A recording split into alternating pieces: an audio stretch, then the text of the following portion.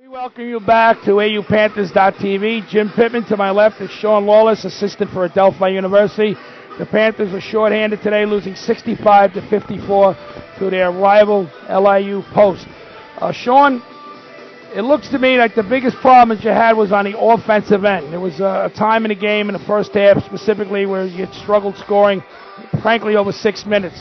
What do you think was the main reason for that problem? Well, in the first half, Mike Coffey and Anthony LeBroy got into foul trouble. We had to take them out, and they're two of our better offensive players. So without them on the court, it was a struggle to score points, and it showed in that 16-0 run. So, Coffey was your game's leading scorer along with Damon Coleman. They both had 17 points. And, with them on the bench, it obviously was a reason for a problem. Now you came out in the second half and really started to play well. Mm-hmm. Absolutely. We spoke to him at halftime. We did a lot of good things defensively in the first half, and we continued to do so in the second half. Came out hot, made a few shots, and we took the lead. It's a shame we weren't able to finish it out.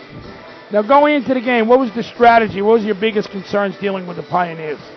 A few of their guys can do a lot of things offensively. Number 0 can make shots, take it off the dribble.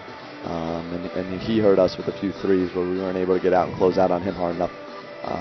But they do a great job getting him shots, and then defensively they were very good the whole game. One other thing was we were worried about them on the offensive boards. We did a good job on keeping them off and getting defensive rebounds. Yeah, the rebound battle was very tight. One thing that stood out to me were the points in the paint. You were only scored 16 in the paint, and they were able to score 28. So like you said, their defense keeping you guys away from the basket was a major factor in the game. Mm-hmm. Yeah, they did a great job off the ball, containing our drives. One player that gave you trouble also was Jared Hall, the sophomore out of New Jersey. He had a terrific game at 13 points and 8 rebounds for the Pioneers. Right, when he gets the ball in transition, he's looking to go all the way, and we didn't do a good job of picking him up in transition, stopping the penetration. He got right to the rim 2 or 3 times. I think one was an M1 also.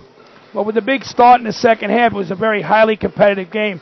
One play that stood out, I remember Coach Smiles for Post took a timeout with 22 seconds on his shot clock, and he drew up a pick-and-roll play, and that play hurt you when Hall found McCann for the layup. We work on pick-and-roll defense every day, and we just didn't execute. For the most part, it was a very good job. On that time, they really took advantage and made the basket. Another play that hurt you was when they gave up the dots and tip-in. It was made it a 55-47 game, failure to Bakken out. And we did a good job of it, like I said, the entire game. Just one mental lapse there hurt us. Improvement is made with a team when it basically starts on the defensive end. So for the most part, you can be satisfied with the defensive effort you had this afternoon. Yeah, I think so, and that's been an issue this year. Last few games we haven't defended well, but the guys came out. They were good off the ball, which is our big issue, defending off the ball. And they did a good job today. We kept them off the boards, and we can be happy going forward with our defensive effort. Now, you're going forward. This is the last game, obviously, of 2014. When the new year comes about, you go up to Syracuse and you play the Dolphins of Lemoyne. Give us a little preview of the game against Lemoyne. Lemoyne plays primarily 6 guys. They do a really good job of knowing their role. Everyone on the team knows what their responsibility is. And then, obviously, they have the second leading scorer in the conference, Nate Gauze, who's terrific. So he can just shoot it. Yeah, he can do it all.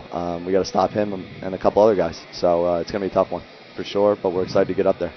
It's not gonna get any easier because after that you go up to Stonehill before coming back here on January 10th when you'll play St. Anselm. That'll be our next AUPanthers.tv broadcast. A doubleheader between St. Anselm's. The women's game will be at 1:30, followed by the men's game at 3:30.